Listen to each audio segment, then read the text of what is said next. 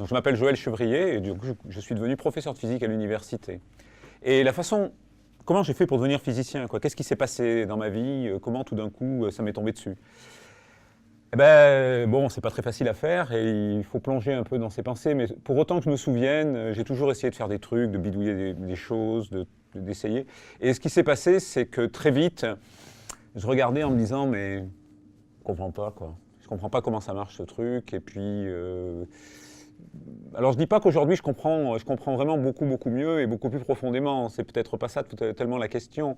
Parce que ce qui s'est passé, je me souviens une fois, j'étais au lycée. Je me souviens, j'étais au lycée et je discutais avec une amie et je tapais sur le mur comme ça. Je tapais sur le mur avec ma main et je lui disais, tu vois, un jour, je voudrais quand même comprendre comment ce truc-là est construit autour des atomes, des électrons et des molécules qui sont dedans.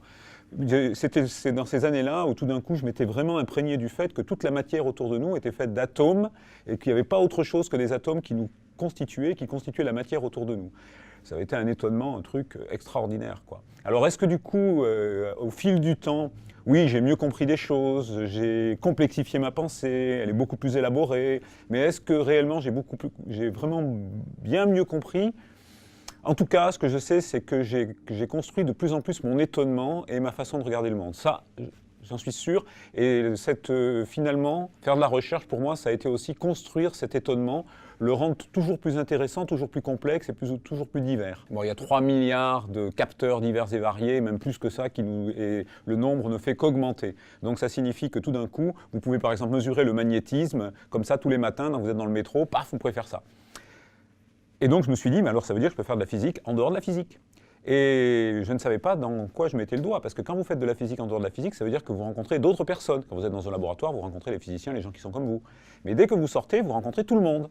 Et vous vous apercevez qu'il y a bien des gens qui sont venus aussi à une forme d'étonnement devant le monde et qui aussi, finalement, font des chemins qui sont différents, mais qui sont en train d'explorer pour complexifier, pour diversifier et construire leur propre étonnement.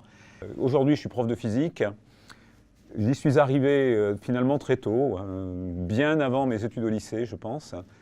Il y a toujours eu ce cheminement vers un étonnement et cette complexité, cette diversification, et aujourd'hui qui m'amène vraiment tout d'un coup à dire, mais les autres, ils font comment? Et il y a des joies et des partages qui sont étonnants quand on vient comparer ou combiner nos étonnements. Voilà. C'est à peu près comme ça que vit Joël Chevrier aujourd'hui.